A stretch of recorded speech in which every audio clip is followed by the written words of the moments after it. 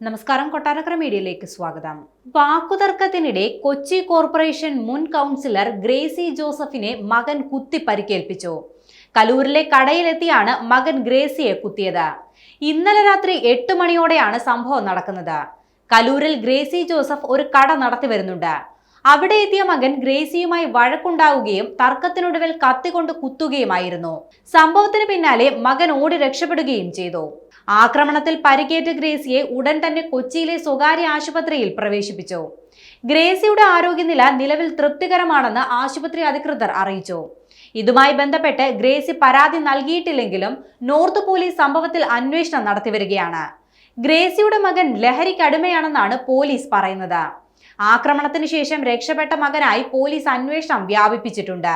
2015-2020 കാലഘട്ടത്തിൽ കത്രിക്കടവ് ഡിവിഷനിൽ നിന്നുള്ള കോൺഗ്രസ് കൗൺസിലറായിരുന്നു ഗ്രേസി ജോസഫ്.